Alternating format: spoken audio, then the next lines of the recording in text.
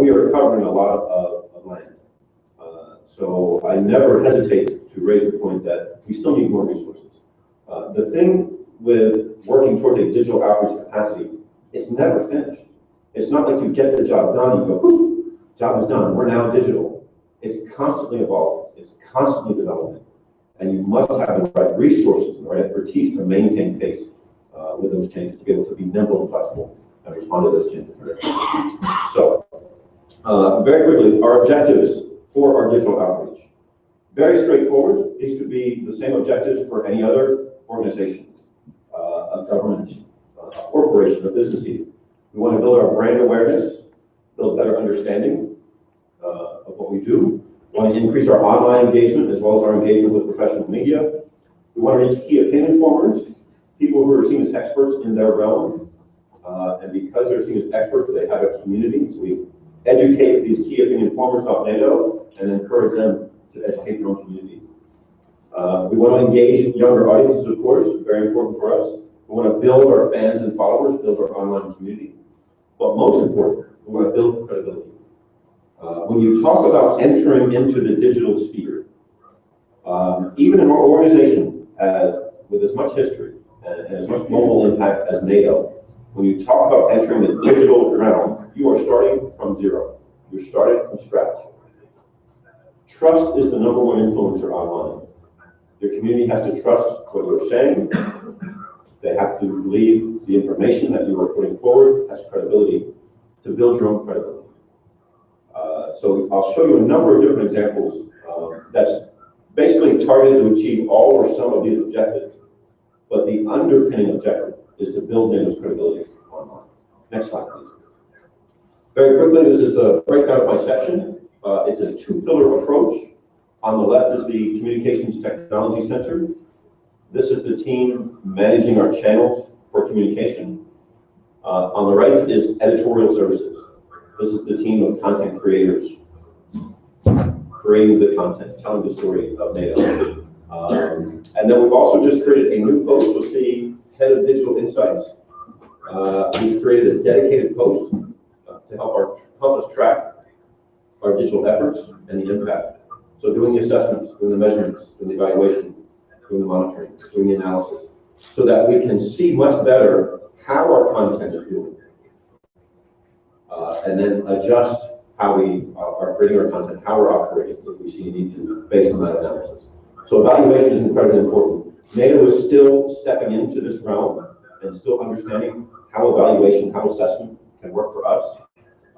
For a very long time at NATO, every initiative, every project on paper was a success. But that's because we were grading our own homework. And of course, if you're getting an analysis of how your project is done, you're going to make it in the best light possible. But there's nothing wrong with, there should be no shame in being honest about the numbers. The numbers are simply what they are. So whether numbers are low or whether numbers are high, you take that input, you take that feedback and use it in doing better digital outreach. So things are not always going to be a success, but take the measurement as it comes and use it as a lesson learned, be it a good or bad. Next slide, please. I mentioned NATO channel. If you're not familiar with NATO channel, please do go to our YouTube page, look at some of our stories. NATO channel has been the most effective tool for NATO in explaining the alliance to the public. It's our best tool so far for storytelling. Storytelling has been and is the key for changing NATO's communications. And I'm proud to say, one, that's why I was brought to NATO. I was brought to NATO to make communications change happen. I'm proud to say in 5 years we've done that. We've changed how NATO communicates to the world. I give full credit to my team, honestly. My role was to move the money and to move the administration and move the areas of progress to allow them to do their work, to allow them to do their development. So we're enormously proud of the results that we've achieved. Now, NATO channel and storytelling has been the key to all of that effort. You can't just be broadcasting information. You can't just be posting press releases. You've got to compel an audience with compelling storytelling, with good quality imagery, and touching them on an emotional level, and I'll explain the methodology behind that in just a moment. Now, NATO channel and all that content that we are creating, we use it across all of our channels. It's very helpful for us, of course, to populate our website and populate our social media pages. But the greater return on investment for us for NATO channel is to distribute that content globally to media outlets. So we have a very robust distribution capacity. When a NATO channel story is produced, it's going to well over 1,000 media outlets around the world for them to make use of. That is one of our key objectives of our digital outreach. All of our content is free and available for use as widely as possible. You don't have to ask permission, just use it in the context in which it's created. That's really one of the main rules. Don't take it out of context. So if you have a Facebook page and you see a NATO channel story that you like, you can post it, no questions asked. If your son or daughter has a Facebook page and they see a NATO channel story they like, they can post it, no questions asked. We want this to be used as widely as possible. And that's really a new approach for NATO as well. When I first arrived and I set this down as one of our mandates, I actually got a call from the private office, from the Secretary General's inner circle, and the guy's like, let me understand this. You want anyone to be able to use our content? I said, yes. He goes, why do we want to do that? And I said, why would we not want to do that? That's the point. Why do you want to hold all this content and information for yourself and just assume that everyone is going to come to you to get it? The whole focus of social media, the whole focus of digital is leveraging the communities, leveraging the network, and getting this material out as widely as possible. So don't ever get into that mindset of you've got to keep this in for yourself. You want this to be used as widely as possible. So I'm going to show an example now of another video. This is video number 2. A couple things first. One, this story is a couple of years old, so don't really pay much attention to the timing and the context. I use this story because it illustrates... For most people, the thought of throwing themselves out of a helicopter at fire. Not yet. It illustrates a couple of different things. One, our approach to storytelling. 2, our approach to production quality, how we produce our story. And 3, the bar that we have to meet to do our work for NATO. Everyone that works on NATO channel has a media or journalism background. I still hold my journalistic integrity very closely. I think I'm always going to be a journalist at heart. But NATO's given us a very good freedom of movement to do our work, to tell the story of NATO. NATO effectively says, we're going this way. You guys figure out how to tell the story that's over there. So we've been given a very broad freedom of movement to do our storytelling. And the bar that we have to meet for NATO isn't as high as you might think. So please, the video. 1,000 feet is a terrifying one. But high above Kabul, Fareed Lafter, Iraq's first ever cosmonaut, has done just that, to bring a message of peace to the people of Afghanistan. At the Ghazi Stadium, a place that was until recently associated with the cruelty of the Taliban, a small crowd was invited to witness what Fareed hopes will help the start of a new era of peace and stability. Dubbed the Iraqi Superman, Fareed already holds world records for skydiving and is the first of his countrymen to become fully qualified cosmonaut. Despite all of his achievements, he said this jump had special meaning for him. It's different actually, because some jumps is for fun, some jumps for training, some jumps for to do records, and some jumps to like this. I really love and value my jumps. The first one over my homeland, Baghdad, Iraq, and the second one was here in Afghanistan. And this is a great opportunity for me to spread peace. As the helicopter that had taken Fareed on half of his journey helped spread his message, people lined up for a chance to meet their new hero. But for these young women, it only made them want the opportunity to try for themselves.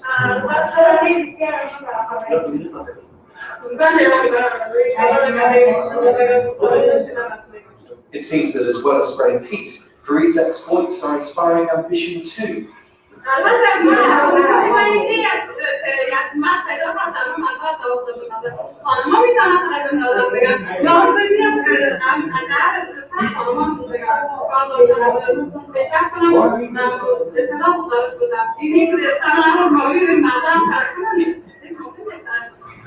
As in Baghdad, Fareed's peace jump shows young fans that in a stable Afghanistan, anything is possible.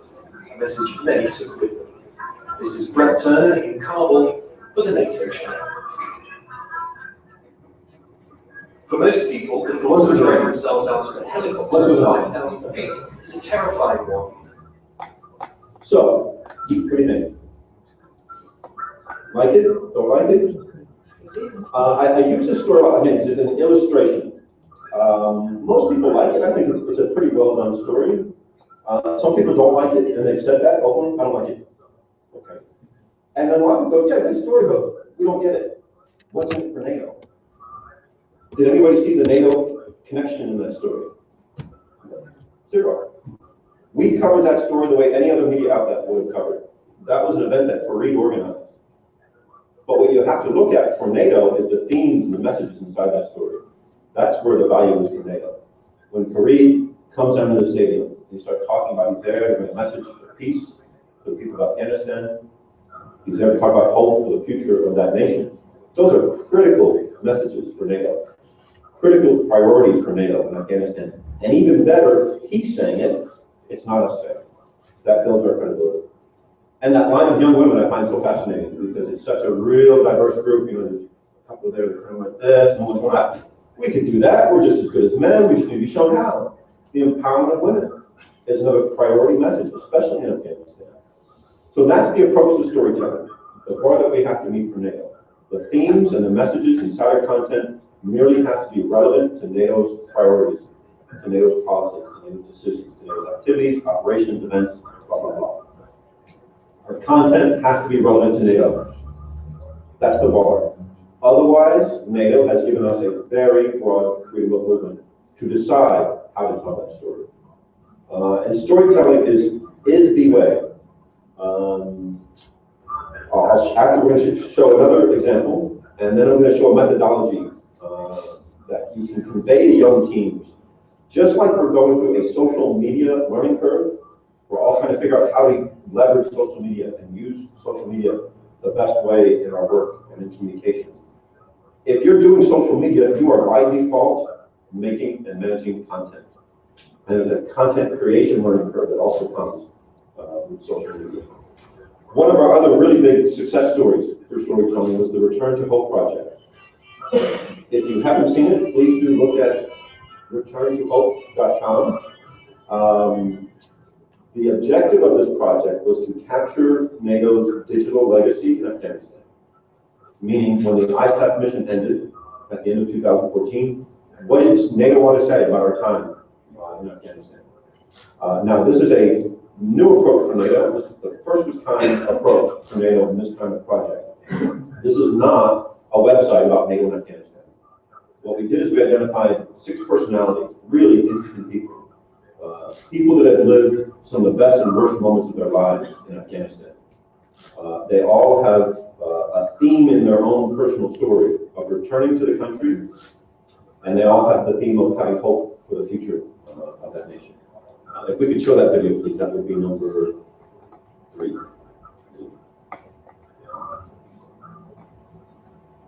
Yes.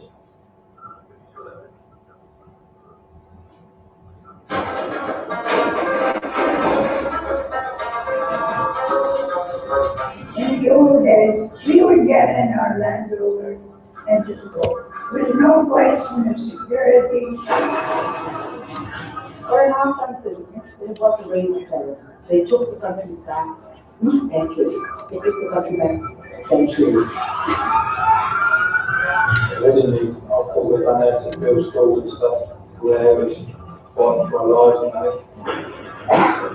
we need to do more and make our country better, our life better.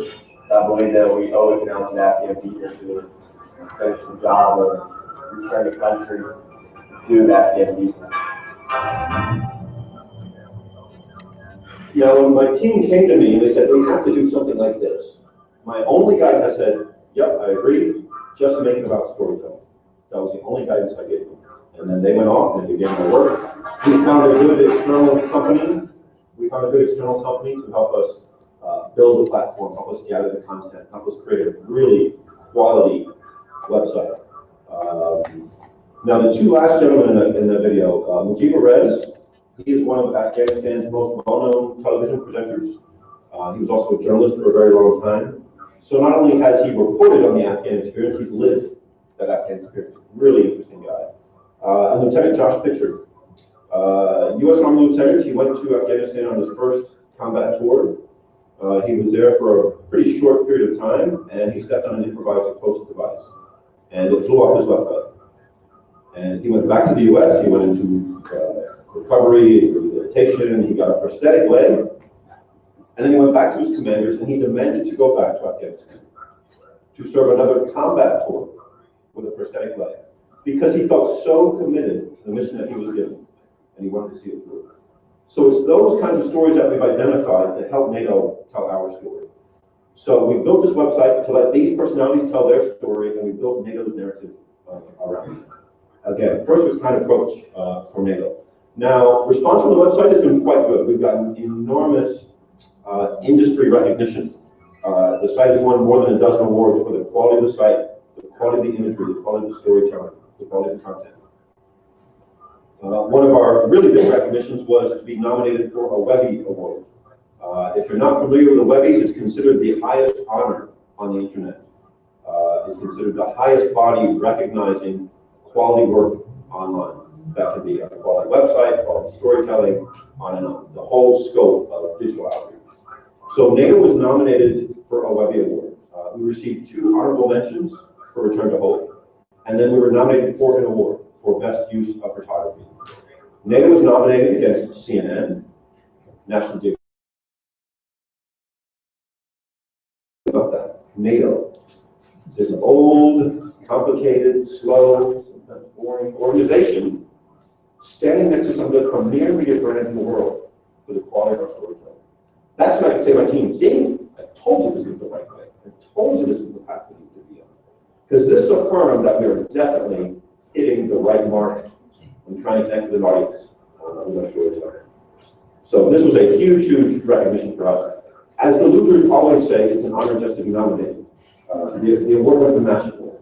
But that was fine for us. Just to be nominated is a huge testament to the work that we have done. And I also made the comment at the time, this is a huge testament not just to NATO, but to all governments and all organizations and international organizations about the importance of quality multimedia storytelling.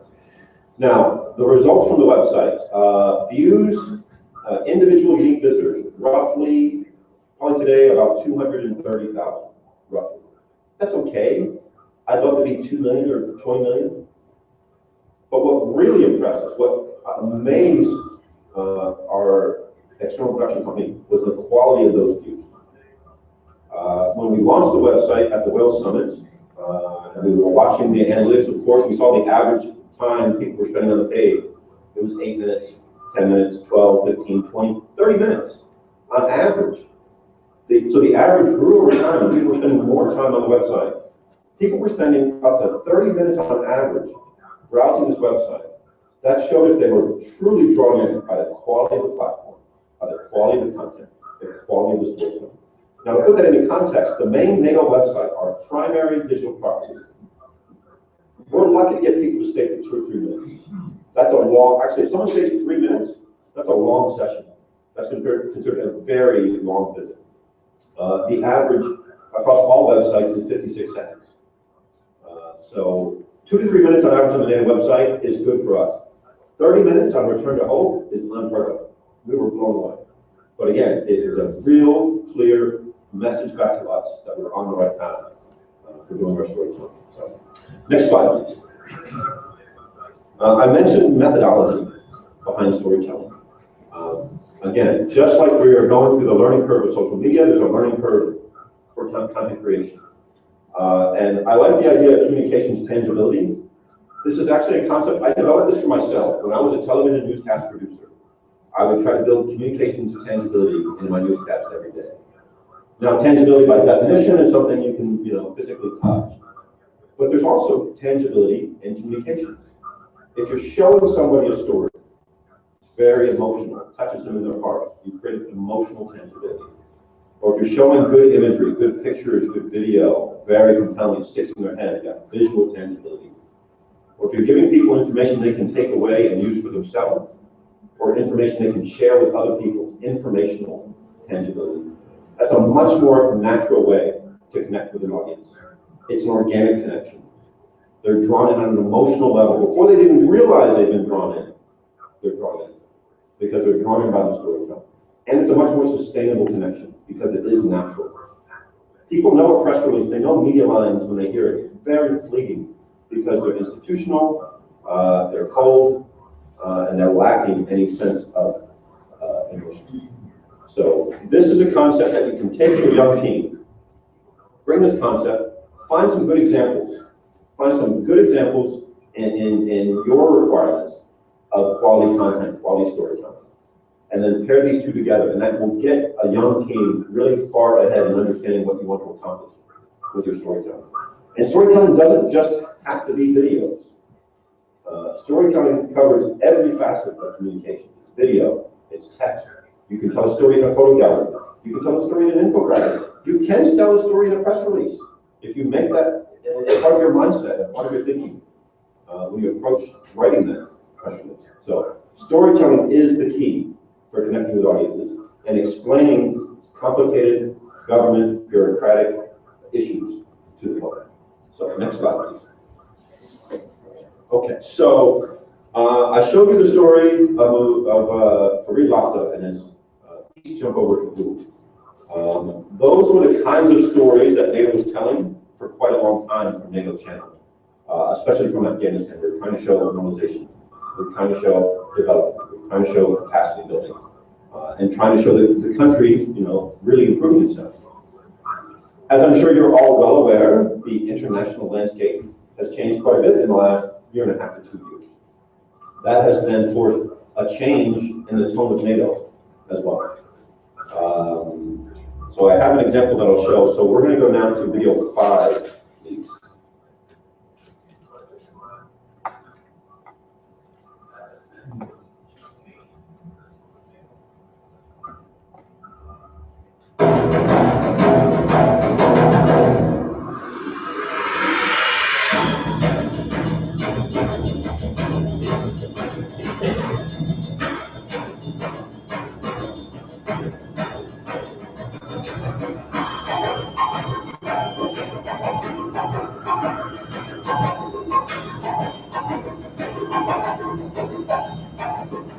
Special forces come from the maritime, the air, every soldier together. It's a kind of joint, unique capability, and they have the mission in general to conduct very challenging operations, to create dominance in a certain area where it is very tense.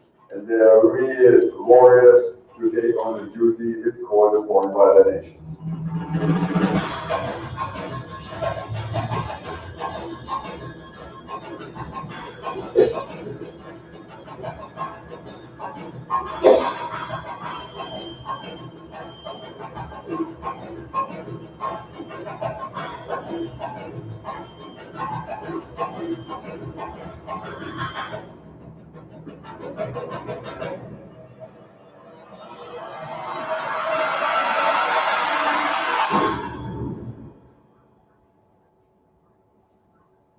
So,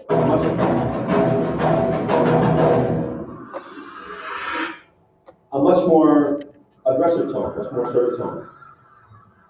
And what's the story there? What story are we telling? Because it's not storytelling in its obvious sense, it's more indirect messaging, indirect storytelling. That's a very clear, strong message of defense, of deterrence, of reassurance, of collective defense, capacity building. All of those messages are inside that video without having to say it.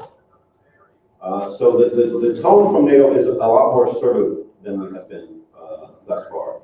And that story also shows you approach. We're using a lot of new technology. We're using GoPro cameras in very creative ways. We're using drones to capture really quality video, especially on exercises.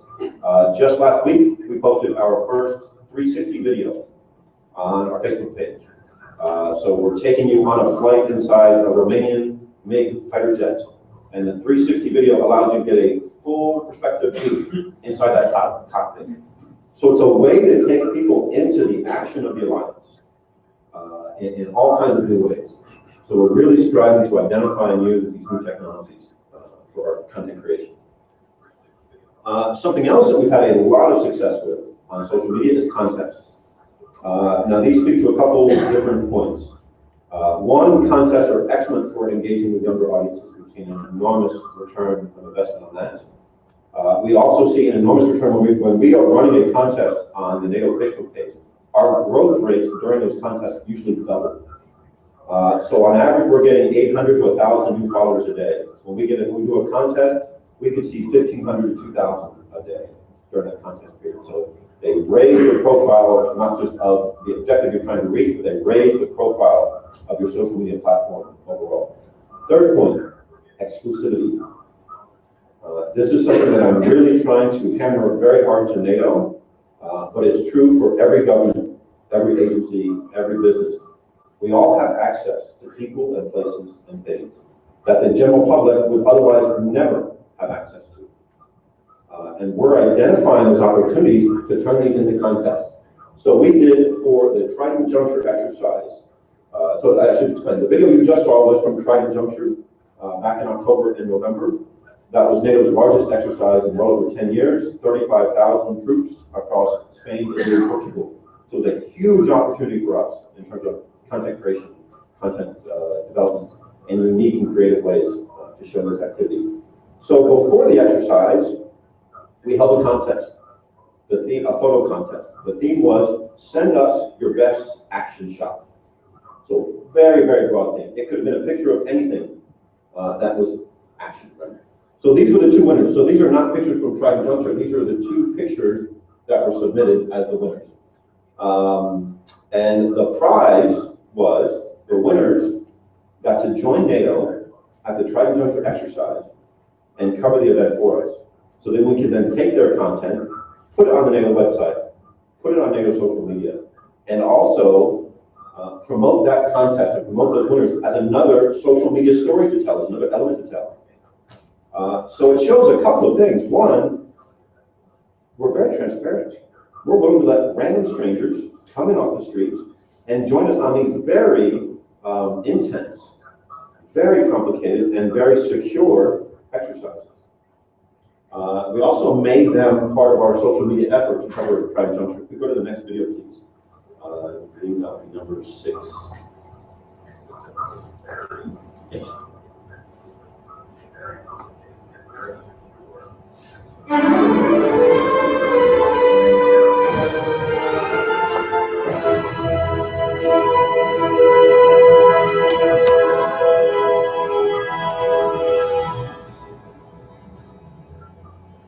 Hello, my name is Mehringer. I'm a photographer from Poland.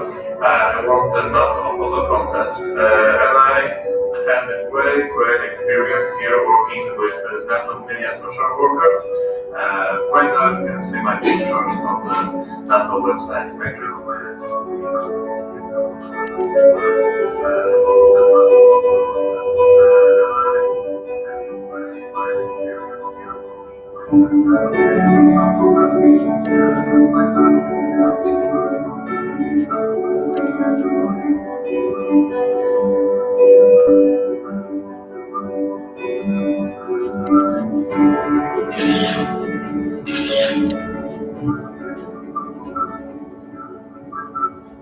Hi, I'm László Gertős, and és én nyertem a NATO Photo Contestjét, úgyhogy volt lehetőségem 2 napot eltölteni.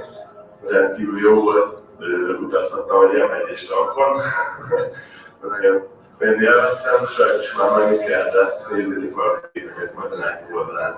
Köszönöm.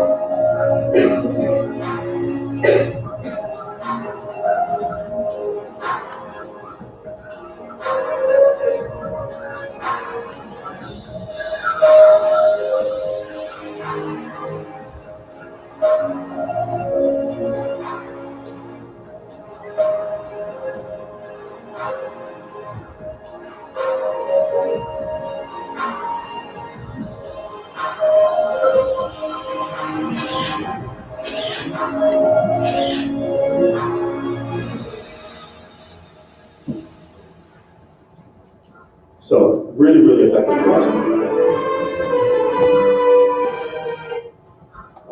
Really, really effective for us, concept, and that value of exclusivity. And we all hold it, we just have to think about it and identify it. And you can turn those into really, really fantastic opportunities to engage with your online audience. This was another contest we did. Many of you are probably aware we're building a new NATO headquarters right across the street from our current headquarters. We hope to move in sometime early next year. And we did a contest, a graphic design contest around the new NATO headquarters. And the competition was designing a new logo for the new NATO headquarters. Not a new NATO logo, but a logo for the headquarters. The prize was, two winners get to come to Brussels and get an exclusive tour of the new NATO headquarters. Now, this facility is so secure, most NATO staff are not even allowed to get a tour of the new headquarters. So again, the value of that exclusivity is enormous. And the hope is these people, these winners, not only are they coming to see you, and you're making a story out of their experience, the hope is they're going to go back to their countries, and back to their own communities, and their own network. And again, you're telling that story, that amazing experience they had to visit NATO, and to see these things that are so exclusive. So thinking about the value of exclusivity and context on social media, very, very effective, very powerful. Next slide, please. Next slide, it does another contest. Okay. Social media for NATO. This shows our growth from the beginning of 2014 to effectively today. We're now well over 1.1 million followers on Facebook, more than 350,000 on Twitter, well over 10 million views on YouTube.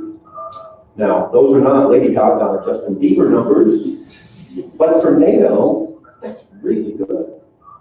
And I can show this to my leadership and say, see, the interest is huge. The potential is enormous, but we've got to embrace social and make it a core part of NATO's communication, make it a critical part of our capacity. We haven't done that yet. We're getting closer, step by step, indeed. But it shows, again, this enormous potential for NATO on social media. So Facebook, Twitter, YouTube are our primary platforms. We have in development Google+. Flickr can now come out of development. It's proven to us its viability as a long-term platform. We're getting tens of thousands and sometimes even hundreds of thousands of views every week on our Flickr page. Pinterest, LinkedIn, and we're also now looking to develop our Instagram capacity as well. So we're maintaining what we've got, but we're always looking at what's coming up that we need to be engaged on to make sure we are, again, where our matters most. Next slide, please. Measurement, of course, is very important. If you're going to be doing digital outreach in any forum, you need to evaluate how you're doing it.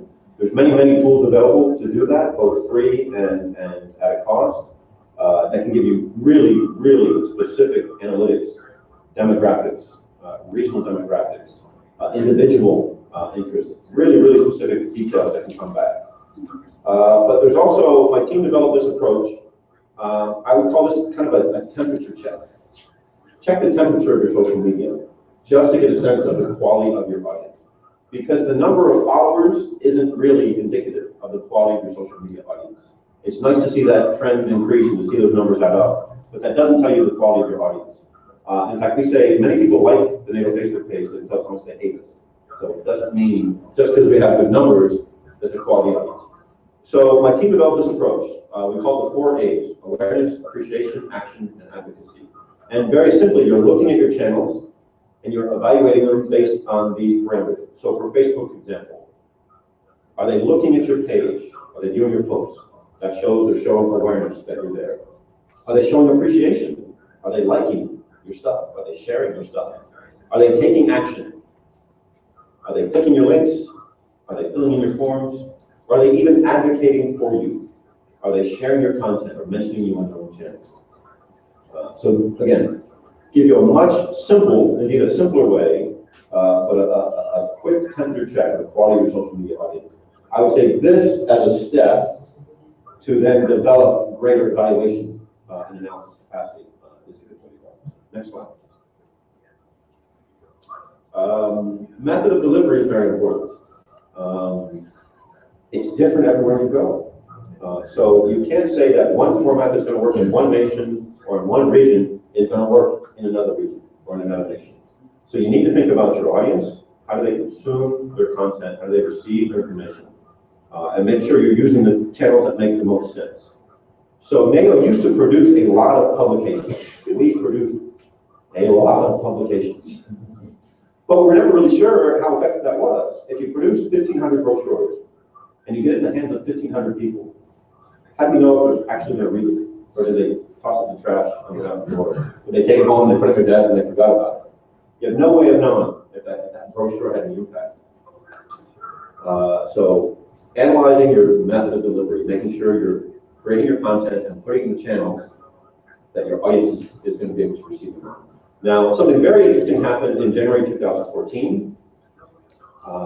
More people began accessing the internet from mobile devices than from standard desktop computers or laptops. So more people are accessing the internet on mobile devices than ever before. That's a trend that will continue in perpetuity. It's never going to reverse. If I had to guess, I would say it'll probably peak at about 85% eventually.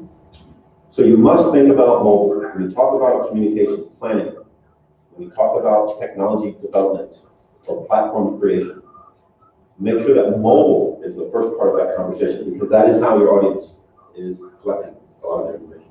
Next slide, please. NATO saw this trend happening for ourselves, of course, and we responded. We launched the new NATO website that is 100% mobile friendly. Traffic to all of our digital channels is very event driven. So when events are high, internationally, traffic to NATO's digital channels is very high. 2014, 2015, very, very busy years for NATO. We were seeing peaks as high as 60% in the traffic to the NATO website. So the average traffic monthly is 400,000 unique visitors. So we were seeing peaks up to 600,000 on any given month, depending on the activity. And we're also seeing peaks in the mobile access.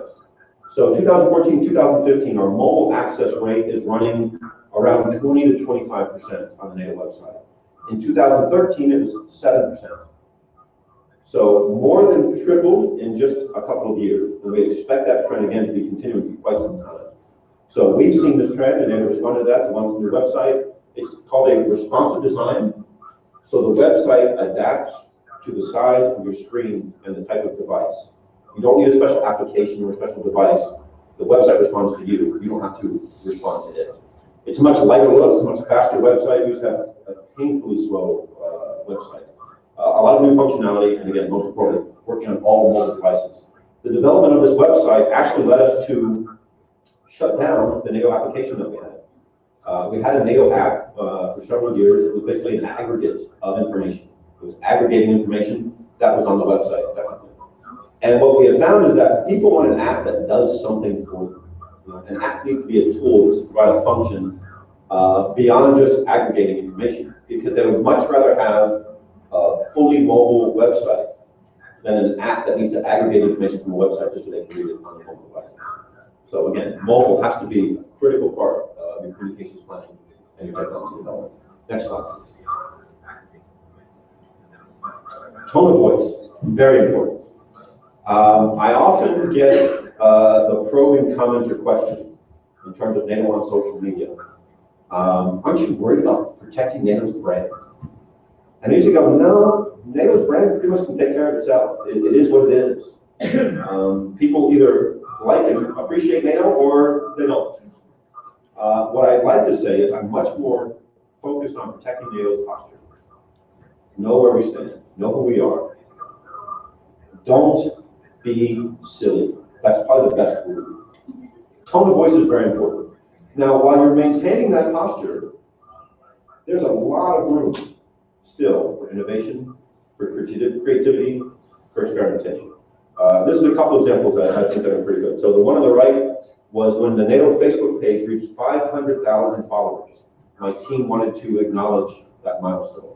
So they came up with a few different proposals, and we went with the, we're not cute kittens, but we reached 500,000, thanks for watching. And there was a cute kitten picture on the side of that post. That did really well for us. And people responded because they were like, hey, NATO, you told a joke. They really got it, so that was good. The one on the bottom right is the first tweet from the U.S. Central Intelligence Agency when they got into social media in the summer of 2014. So their first tweet, we can neither confirm nor deny that this is our first tweet. This is the second highest retweeted tweet of all time. So think about that. Their first step into social media, the Central Intelligence Agency hit a home run because they understood what their posture was, and they were testing the boundaries of that innovation and that experimentation and that creativity is possible. And on the left was a graphic that the Canadian mission to NATO put out. Just to clarify, if anybody gets confused, as you're along the border along Russia, where's Russia? Where's not Russia?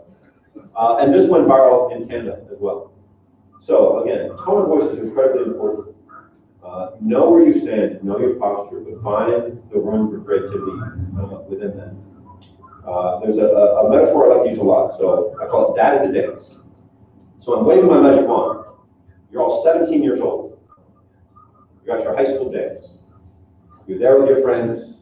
The music is playing, the disco ball is spinning, you're having a good time, and then your father shows up to pick you up. He's early.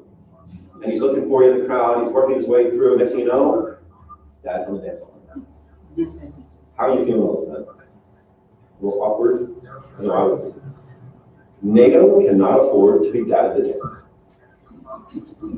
We cannot just show up and pretend to be cool. Younger audiences especially are going to see right through that in a second. So maintain your posture. But within that posture is an enormous amount of room for trying new things and being innovative on your digital outreach. So, next slide, please. Content translation is very important indeed. Again, as I said earlier, you can't just take a press release and put it on Facebook. It's not going to speak to that social media audience. And when NATO started really putting the effort into content translation, because in the beginning we were just broadcasting. NATO had to take a very strategic approach to social media. One thing I learned very early at NATO, if you try to do anything too far too fast, it's definitely going to fail. I learned that the hard way. So we took a very strategic approach for NATO on social media. Phase one was just broadcasting. Hey, we're NATO, here's some pictures, here's some video, hey, we're NATO. That even did really well for us. We were gaining a couple hundred followers per day just with that approach of broadcasting. The second phase was creating a sense of engagement. NATO is a complicated organization. Anything that we post has to be reflective of the 28 nations, the decisions of the NAC, the policies of the alliance, and so on and so forth.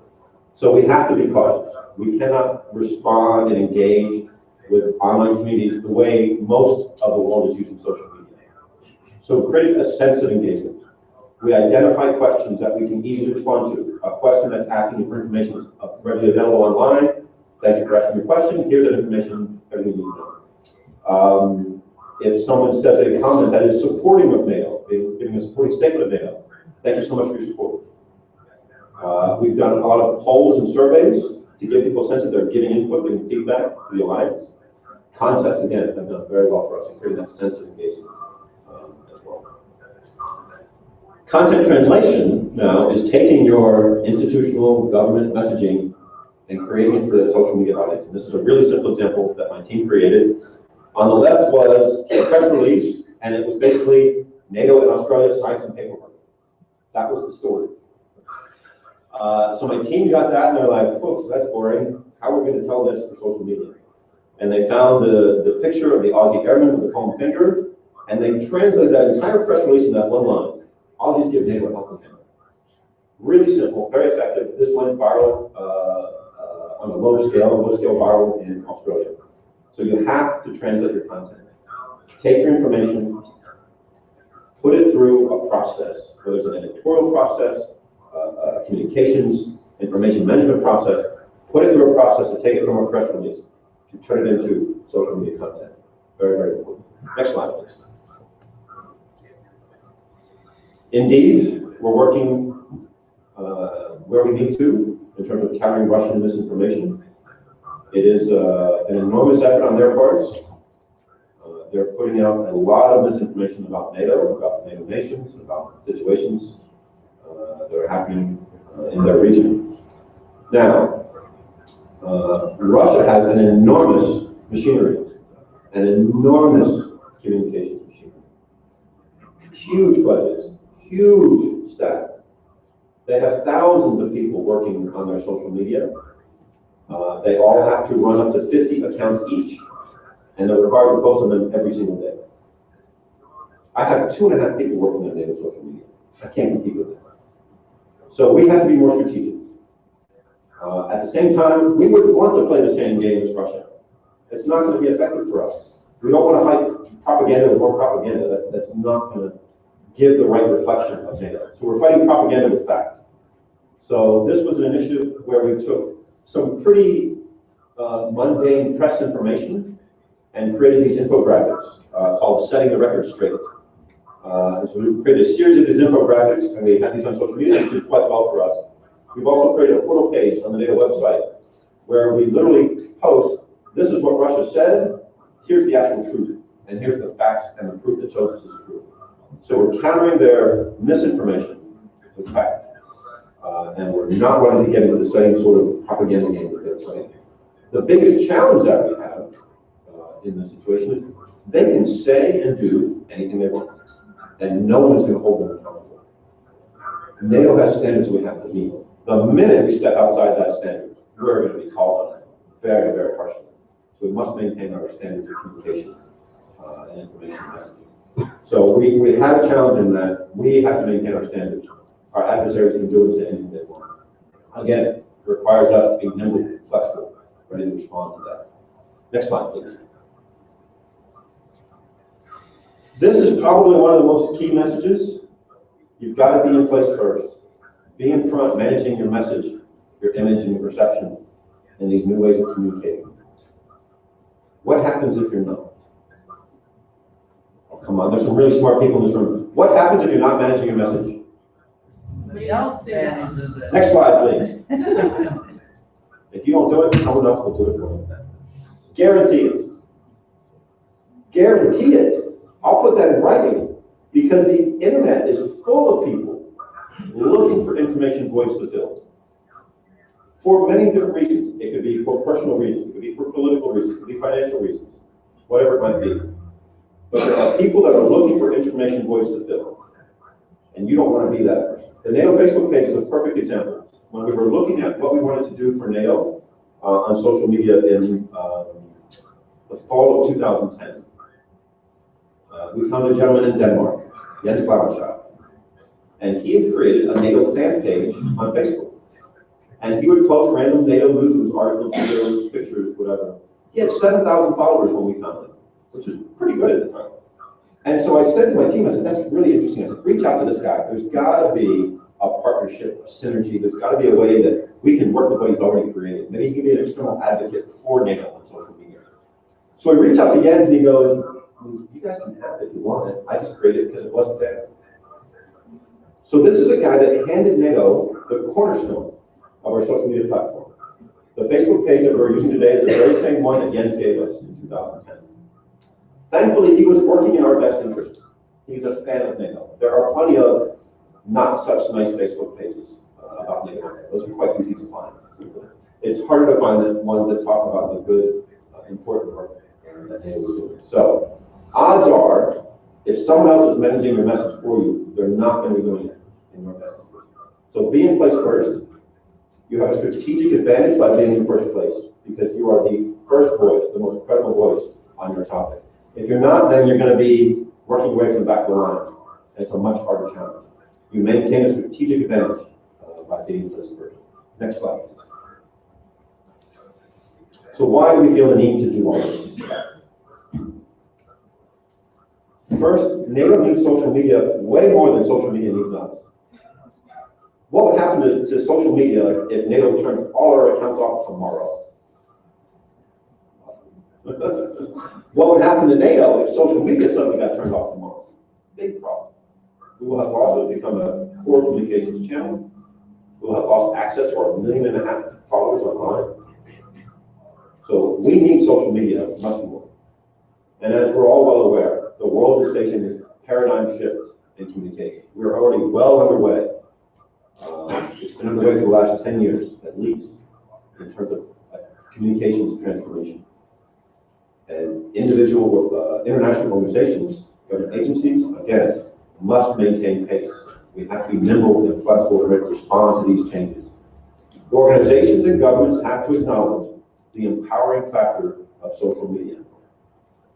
It can empower organizations such as NATO, but it can give equal, if not even greater power to one single individual. And you never know where that one single individual voice can pop up. A very good example is the raid on Osama bin Laden's compound in Abbottabad, Pakistan. That raid was first reported not by CNN or BBC or by the Pentagon. The raid was first reported by a guy sitting across the street with a Twitter account. He was effectively live broadcasting the raid as it happened. 8 hours before the world even knew what was happening, this guy was live broadcasting this event.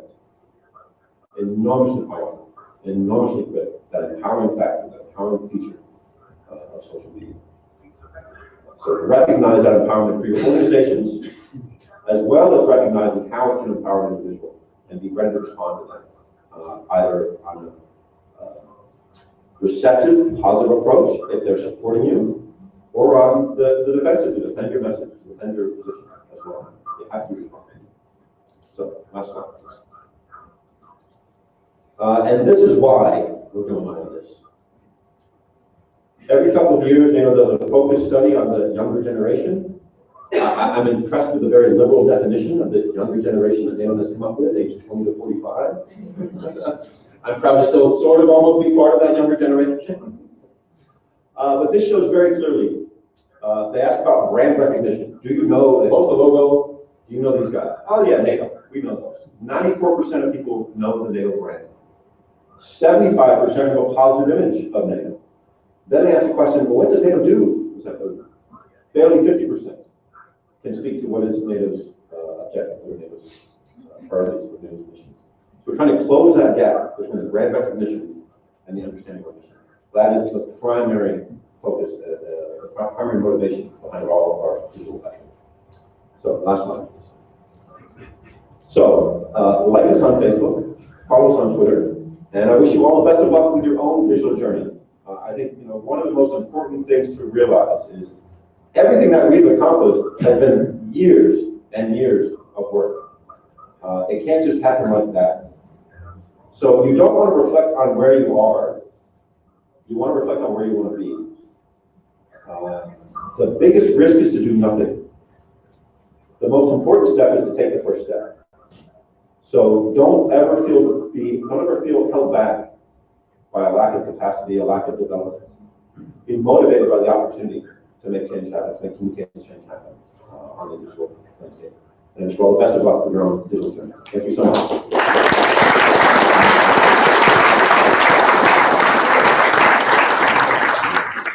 Thank you, Stephen. Congratulations indeed to you and to your team. That's been a real success story that you just represented to us. The lecture turned out to be slightly longer than expected, but from the silence in the room, I can judge that every word was worthy, and you really kept your promise to be offering very practical information and solutions. We really appreciate it. So now it's time for discussions, questions, consideration. Okay, first to raise the hand. Please, can you represent yourself and we'll allow your short questions. Sure. My name is Georgie. I'm a student in political science and also a trainee at the Diplomatic Institute. Thank you for your presentation, Mr. Mehringer.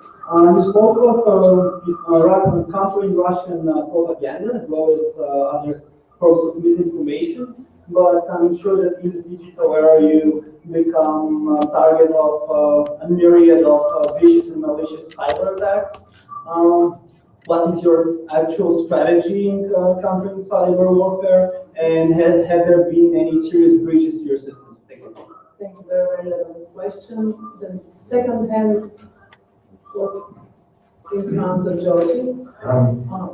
Professor Bonifacio, University of Trento, former advisor of President Barroso on education, and working on digital content for the European Institute of Technology. My question is the following. I believe you have a lot of investments and quite a budget to do this outreach activity on promoting the NATO message and I would say, sorry, constructive propaganda.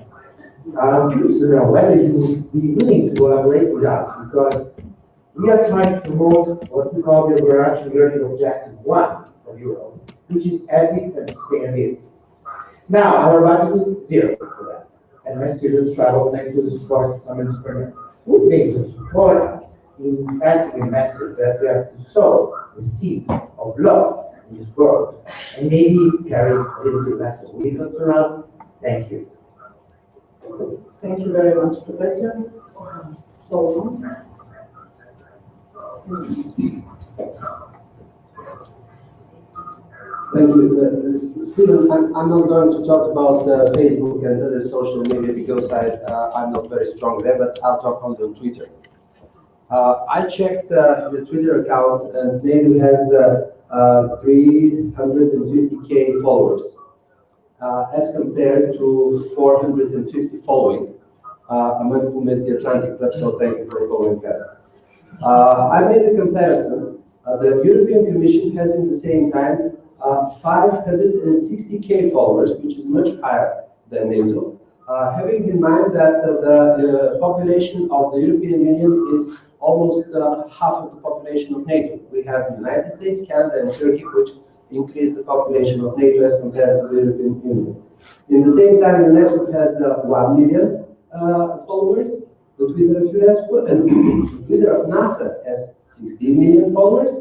And I checked also CIA, they have 1.2 million followers, and they're following only 27 people. I have always thought it is the opposite, that NASA is following 1.2 million people, while 27. It's really impressive. And I checked also the composition of the people, these 450 profiles that you're following. And I noticed that you do not have, as a rule, people from India. You do not have there South Africa. You do not have Brazil. You do not have Israel. You do not have Mongolia, where they are very strong on Twitter.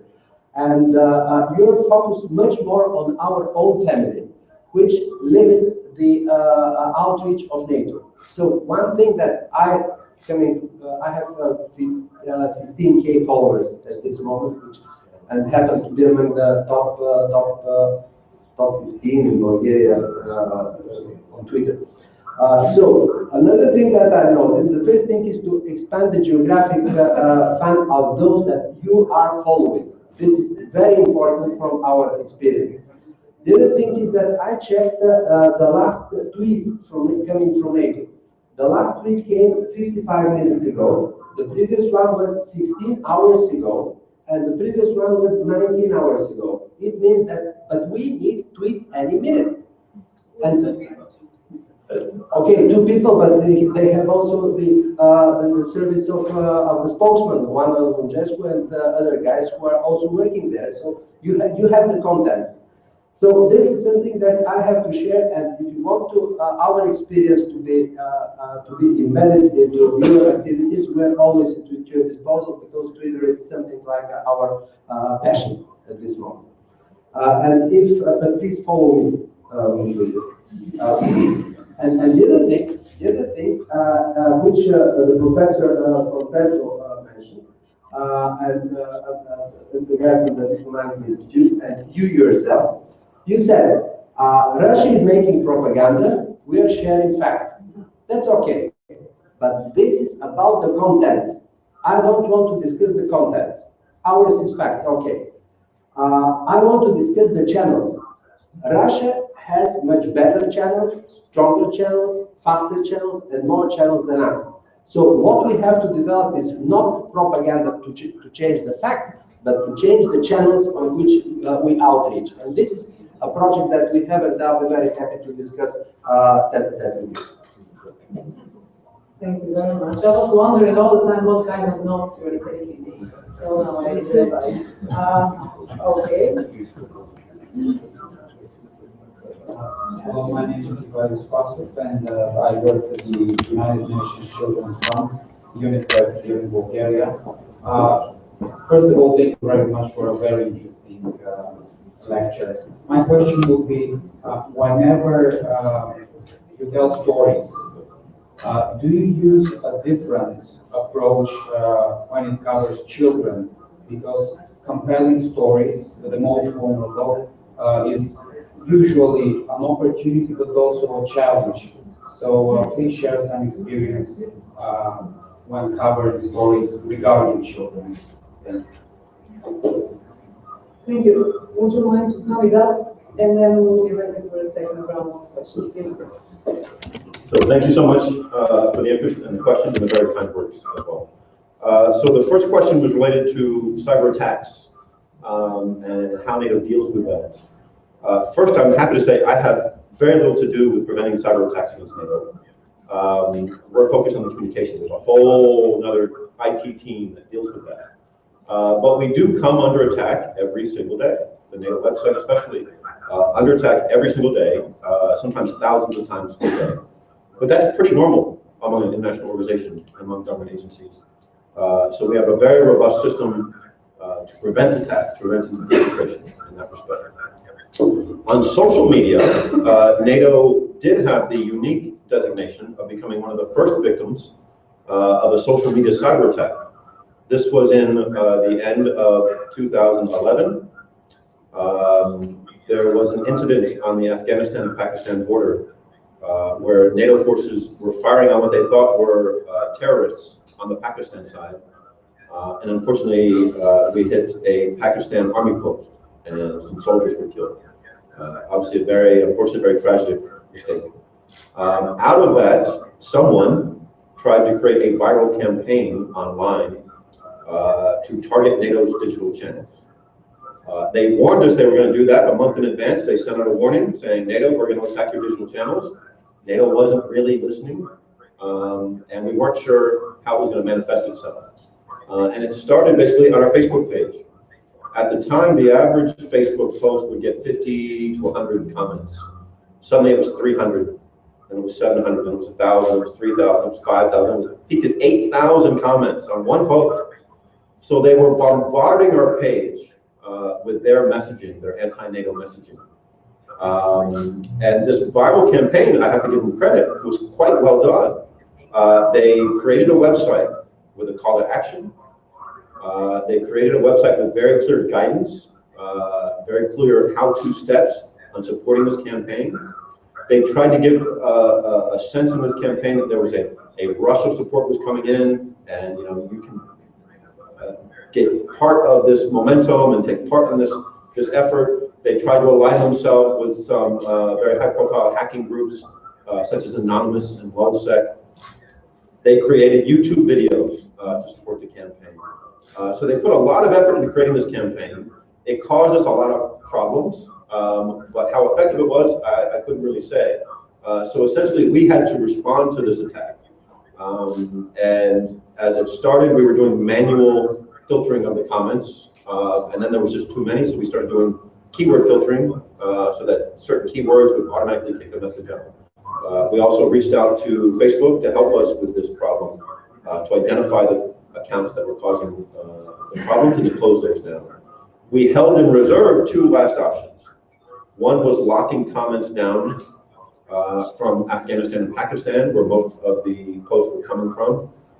The other was locking down the page from all comments completely. We didn't want to do that because that can be seen as censorship. And that's another key point to make. In terms of the conversation on social media, you don't want to be seen as censoring the conversation. Just allow that conversation to happen. You don't want to be seen as interfering with that or limiting that. That's going to hurt your credibility. So we like to say, you can post anything you want on the NATO Facebook page, as long as it's within our very simple rules. Don't post anything that's threatening, harassing, slanderous, libelous, etc. And I also find I have to make the distinction for certain people with that, so they understand that. So a post that says, I want to attack NATO headquarters, that's a very obvious threat that can be removed. A post that says, NATO is full of mental patients. Well, that's your opinion. You would leave that one. because we want to allow that conversation to happen. It was also very interesting that we saw, once we reached 50,000 followers on Facebook, the community started to police itself. So if someone would post a negative comment about NATO, and the community would step in and say, that's not true, and here's the information that proves saying that you're not true. And we'd say, thank you so much for supporting NATO. Not getting drawn into that negative conversation. Because that's what the negative comments are trying to do. They're trying to bait you into a conversation, which you don't want to get into. So cyber attacks, we're under attack constantly. That one viral effort was the most notable one that we've had since my time here. Then we had a question about investment and supports for funding campaigns focused on spreading the message of peace, if I understood that correctly. NATO is a political military organization. Our first step forward is diplomacy, for discussion, for negotiation, for understanding, for finding common ground. We reserve the military capacity as needed. But our first step is always going to be diplomacy. So peace is what we're wanting to maintain. It's not about achieving it, it's wanting to maintain it. And in terms of support, NATO has a very robust grant funding campaign effort. You can find those details on the NATO website. And as long as your project is seen as relevant to NATO, I'm sure they'd be happy to accept your application. Then we had the very, very in-depth analysis of NATO's Twitter account. I absolutely agree with you on a number of your points. NATO could and should be doing much more. We're held back not by a lack of vision, but a lack of resources. Doing all of these things, all those points you mentioned, it does take more resources. We have multiple channels, of course. As you mentioned, Owana Lugescu, she has her own channel for the spokesperson. The Secretary General has his own channels as well. So we're operating on a number of levels. For our Twitter feed, or for our Twitter page, for our Facebook page, we have a methodology behind how often we post and when we post. So our target is 2 to 3, maximum 4 posts per day. What we have found is more than that, and the audience feels like they're being spammed, and they go away.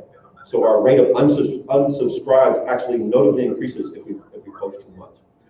Opposite end, if you post too little, people get bored, they're going to go away as well. So we found that to be the right middle range for us, 2 to 3 posts per day. You'll notice, for example, on Awana's page, she's posting many, many times a day. But that's what's expected from her audience. The NATO press account is designed to inform media outlets. They're expecting a much more regular stream of information to be coming, versus our public audience that just wants to be brought in some insight, shown something interesting about NATO on an occasional basis. So that's our methodology behind that. Now I would say about following, I agree with you 100%, completely. And I've been pushing NATO on that a lot. It is a resource issue as much as anything else. I've been trying to initiate what I call a liking campaign. So if you like us, we'll like you. It helps us, it helps you. And we've made some effort to that. We've made some good progress, and it has kind of has slowed down due to some loss of resources. But I do want to see that initiated, and I will make sure that we're following it next question. Okay. So thank you for that. And then UNICEF asked about storytelling regarding children. I'm trying to think back. I don't have a specific example like you asked for, but I would say, in effect, our approach for storytelling is going to be relatively the same. And it's based on the principle that across all of the facets of communications, in terms of the different, let's say, the techniques, public diplomacy, public affairs, information operations, psychological operations, all these different techniques or styles of communicating, it still is all just communications. You know, it has a different, they may have a different objective, they may have different techniques, but the underpinning principles of communication apply across all those facets. So the communications principles apply across all those channels, no matter what story you're trying to tell. So we would take that same approach, the communications tangibility approach, for telling a story about children as we would, I think, with anyone else. So I hope that answers your question. That was a bit of an unusual one for me. Thank you. Thank you very much, Stephen. Now this will be the last round of questions, so from MVP, and then you, yeah, for a second here, please. Hello, Mr. Mehringer. I would like to thank you for. One second. Please stop calling me Mr. Mehringer. Okay, that's a much older guy. That's fine, Steven. Thank you. It was very interesting lecture that you presented. Thank you very much. My name is Sofia. I'm a former member of the European Parliament and president of the Bulgarian National Democratic Party. And I would like to ask you a more practical and professional question. Do you use, for to gain popularity, the paid options of Facebook and also the Google platform as a whole, or you just count on organic spread of your posts and the popularity of your instruments on the internet? And as an expert also, what would you say for these types of possibly gaining popularity? Paid spread vs organic spread. What would you say it's better on your expert opinion? Thank you. Thank you. Thank you.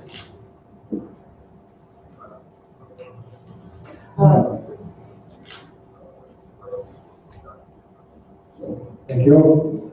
I'm not a politician, I'm an economist. Me neither. Yeah. So my name is Ruben, and yesterday and the day before I attended the biggest web event in the world that happened here in Sofia. More than 5,000 people gathered together for these 2 days, talking for web-based IT solutions from Bulgaria and all over the world. So Sofia actually naturally became a capital of these activities. And it's not because of the summit only, not because of the Webic Festival, but because in Bulgaria already more than 30,000 people work in high-tech IT industry. We have our new Sofia Tech Park, which hosted the event. So my question is, do you think that it's a good idea if Bulgaria become a local, let's say Balkan, center for cyber, IT and web-based solutions for NATO in terms of security, coordination, and software development? Thank you. Thank you very much. I wish it was up to Stephen Yes. to answer. And we will allow here in the front row.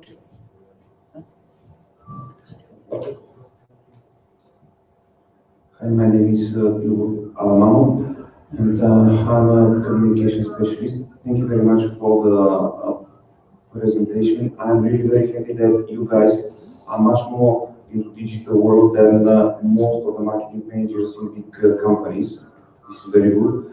I have a question from a different point of view. We have heard legends how soldiers are going into secret missions, sending tweets. Well, guys, we are going on a secret mission on this and that coordinations or something like this. So how you communicate with the soldiers, how you communicate with the other Twitter accounts so that to maintain the balance between strict instructions and on the other hand, giving them some freedom to communicate what they are doing. Thank you. Thank you. One last. Are there any other pending questions here as well? So we presume we have 2 last questions. And at the end of the room, please. And then back here. Sorry to intervene one last time, and I think that to be provocative is also to make the event enjoyable, right? A bit of critical thinking. Get this message. Secretary of State, former Hillary Clinton, U.S. is part of NATO, I guess, correct? Has shown us that every time there will be a bombed, we have been financing before. Who bombed us? Like that. I saw before in the video how good we do today, or what we did in Afghanistan, and I was wondering, in this media production we have, that we show how NATO is doing good now there, why don't we engage my students in doing a little bit of post-production, they're good in doing this, in showing that it's better not to finance who's going to bomb us the day after, so that maybe we avoid to get this kind of situation where we have to defend us from those that we're going to finance. Because my point here is that you're saying this is not propaganda, the Russians are doing propaganda. But are we saying about the story? I'm very curious about that. Are we just showing how good we've been in the missions in Afghanistan? And are we also saying what we did before in Afghanistan or in Iraq that led us to the situation we got the day after? I'm sure that if NATO does also this critical exercise, it will be a good learning experience for all of us that maybe if we restrain ourselves from putting money somewhere, then we will not get bombed in this way. Sorry for the conversation. Thank you. Thank you. Some jogging. Hello, thank you, Steven. You're doing a tremendous job, very important. Thank you for the job. Really, I'll try to be short. You represent first.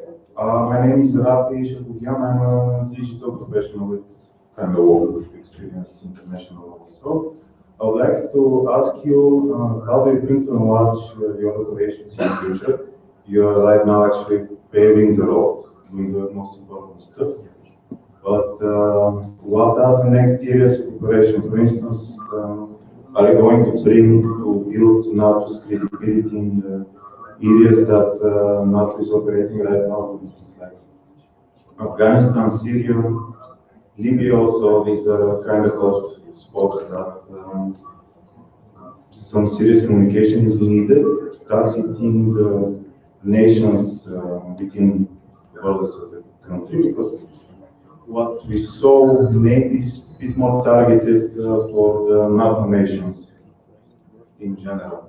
And one thing I just noticed, just like a joke, if I may, because I just noticed that Kaliningrad was not part of Russia in that image, schooling Russia's borders. So do you think that this image was shared for good or for bad? Thank you. Thank you. Thank you so much. Okay, so the first question was about paid advertising versus organic reach.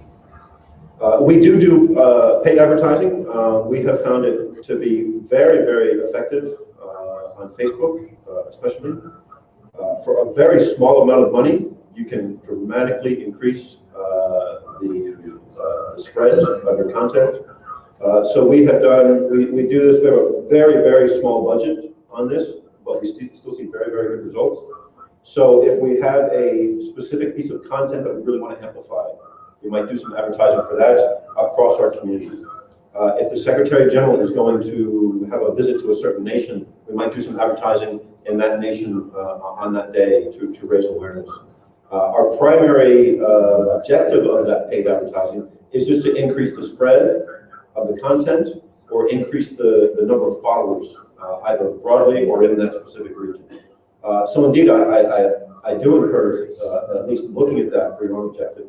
Now, on the organic impact, NATO, we're very, very pleased to have an enormous organic reach. We have corporations coming to us going, how do you guys do this? Your organic reach is tremendous. So we're very proud of that. But indeed, the paid advertising will be a very good supplement for a very, very small amount of money.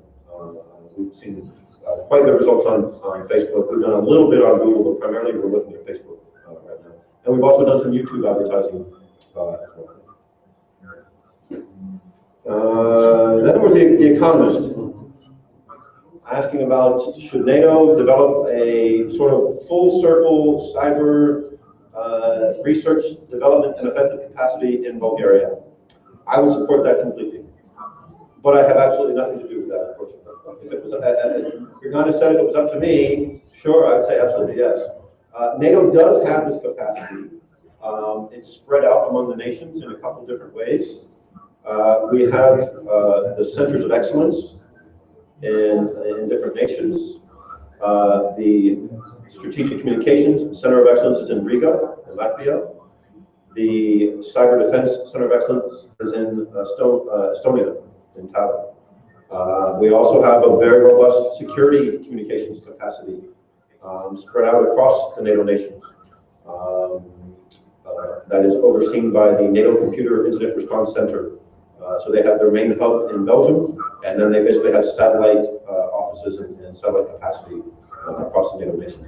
So there already is a very, very robust capacity for that existing. If the nation of Bulgaria wants to make a request to transition that capacity to your nation, you will get my support. Then there was the question about the use of social media. It was a bit of an idea of how you effectively manage messaging among large groups who that you don't necessarily have control over. The military, for example. Now, first I would say that's not what myself and my team, we're not directly involved in the military side of NATO's social media, but certainly we're aware of it. We discuss their initiatives with them. NATO isn't really in the business of telling the nations how to tell their military members how to behave on social media. But with that said, I strongly encourage nations to give good guidance, to create the understanding of what's right and what's wrong, and then enable their military members to be conducting social media, to work as ambassadors for their nation and ambassadors for their military. The US, the UK are really great at this. They've done a great job. It has not been a straight line. You know, the US, not that long ago, when I was just serving in Iraq, the US one day decided, I'm sorry, not the US, the US Marine Corps decided one day that the Marines are not allowed to access social media in the field. And that was a very narrow-minded approach that they very quickly had to go back and revise, because they realized that's just not practical. The social media isn't just about spreading information. These soldiers in the field are using this as a communications tool to reach their families and to reach their friends and families back home. So it was, I think, a very short-sighted decision on that point. But they realized the mistake, and they came back and they fixed it. And they fixed it really, really well. And again, the US and UK have created the structure, they've created the policies, they've given the guidance, they've created the capacity for educating the militaries on how to do social media appropriately in the field. The main rule with this is the same rules apply across every way of communication when you talk about informational awareness and situational awareness. You know, you have to be cautious in what you say on the phone, be cautious about what you say in an email. Be cautious about what you say in a cafe out in the public. The same rule applies for social media. Be cautious about what you say. Know that other people can be listening, other people can be looking. So the same rules apply. I think as we're still in the early days of social media, indeed creating policy, creating that guidance, giving the structure is very important. I think eventually it will become a natural process. For example, we don't need a guide on how to send an email. We don't need a guide on how to use a fax machine. So eventually social media will become so ubiquitous that it will become less necessary to be giving that kind of very more defined guidance and a very more clear structure. But that's what I encourage right now. Create the structure, give the guidance, and then empower and enable military members to be ambassadors in the field. They can leverage your own military social media. They can be amplifiers for your own government and your own military as well. So I do encourage that. Then there was a question regarding NATO's information being seen as propaganda. You know, I kind of get that probing point quite a bit. And I usually will reply and say, well, I see it as good storytelling. You have to decide for yourself. But you can't look at one piece of communication. Don't look at one video or one Facebook post or one press release or one web story and go, oh, they're just doing propaganda. You have to look at the totality of our communication. And then you decide for yourself. For example, for a newscast, when you're watching a 30-minute newscast, you know, it starts with the hard stuff at the top, the hard news of the day, and it finishes with, you know, whatever, cute and fuzzy bunnies, you know, whatever it might be. But you have to look at that whole newscast to decide if it was a good newscast or not. And I would say you have to look at the same from NATO or information. Look at the totality of information, and you decide for yourself. And that's a personal choice that you're making, a personal decision, an opinion that you're forming. I see us doing good storytelling, and the industry is telling us that as well. The Webby Awards don't give out nominations to people that are doing propaganda. I'd also want to say, on that point, part of what we have done with creating NATO channels and with developing our Facebook pages is asking tough questions, even to NATO. Having NATO channel, having our journalists ask tough questions to senior NATO leaders. For example, when General Petraeus took over the ISAF mission in Afghanistan, and we had our first interview with the general, the first question that the reporter asked General Petraeus was, "Isn't it true that Afghanistan is America's war?" That's a pretty hot question for a journalist working for NATO to ask the commanding officer, who in a very roundabout way could easily get that person fired. At the Chicago summit in 2012, we had NATO channel journalists on site, and there was a huge protest outside of the summit venue, thousands of people protesting against NATO. And I sent our journalist down into the protesters to do a story on the protesters. So he went and waded into the crowd, and he got good interviews, and he came back, and I'm reviewing the script, and it was what you'd expect. A lot of anti-NATO rhetoric, and these protesters saying negative things about NATO. And I'm reading that script, and I'm reviewing the script, and it was all very one-sided. It was all the view of the protesters. And from a journalistic perspective, you want that balance. You have the protester side, and journalistically, there should have been the other side from NATO going, well, we do good stuff too. You know, effectively having that counter-argument. And on this one, I'm reading that script, and I'm thinking about that aspect, and I was like, you know what? In this story, you don't need it. In this story, it works. This is a story about the protesters. We don't need NATO's side on it. So we produced that story.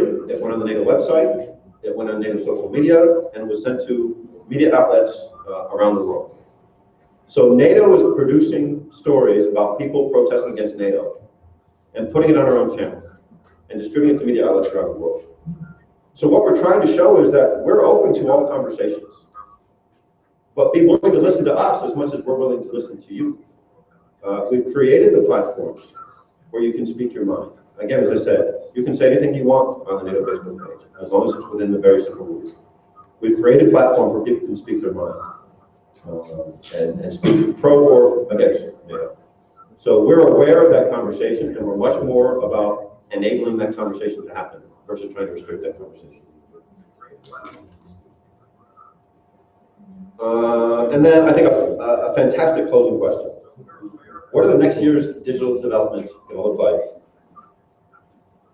First, I want to point out NATO is not operating in Syria or Libya. So digital development in the future, it's going to be amazing. It's so fascinating. I think it's worth noting, you have to look at the last 10 years, for example, and think about how far we've come in this communications transformation. Enormous leap forward from just 10 years ago. The incredible part about that to me is we are only at the beginning. We have just scratched the surface of this technology revolution that's going to take over the world. We've only set the first stage, the first baseline for the next level of technology development and integration. Virtual reality, robotics, artificial intelligence, the Internet of Things, the networking of all of these devices is going to change everything. How we live and work and play, how we create and innovate and communicate forever. So, what is it going to look like? If I knew that question, I'd be holding, I think, a much more high-paying position. But it is going to be an amazing transformation, and it's an amazing opportunity. But it's also a key message about we can't wait for it to happen and decide what we want to do. We have to jump in feet first now and begin taking right steps, as you said, to build a firm, digital foundation, to have a very clear path towards the future, so that you have a solid communications house built on a firm communications infrastructure, so you're ready for crisis, you're ready for opportunity. Or the other side is by default, you do nothing. You don't really put sustained effort and good resources into it, and then a real crisis happens. And it's gonna fall on you like a ton of bricks, because you haven't prepared yourself for that digital future. So take the first step. That's my best advice. Thank you all very much.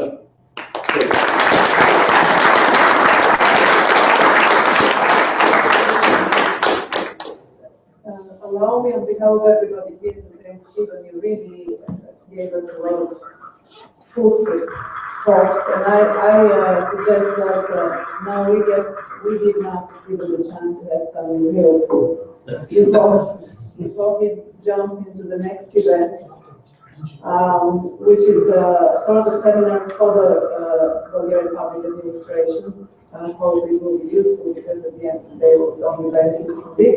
I use this opportunity to announce that tomorrow at this place, downstairs, we are opening a huge NATO conference. When I say we, I mean the Atlantic Club this time, dedicated to the 25th anniversary of the start of the Atlantic Club, with a lot of interesting speeches, including Stephen himself, so you'll have more time to explore the propaganda and how we deal with this.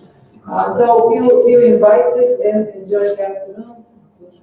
Okay, not to miss that, especially for tomorrow's event, the Deputy Secretary General, Mr. Alexander I'm sorry, is arriving here, so we all are very much looking forward to hearing what he's going to say. So enjoy your afternoon. Thank you, Bruno. Thank you so much.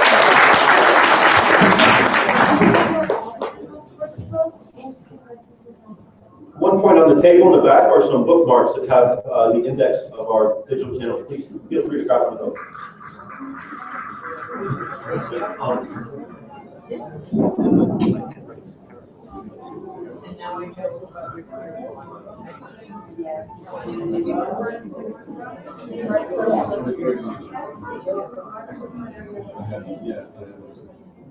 Thank you. Excellent. Good. I'm glad to hear that. Thank you so much.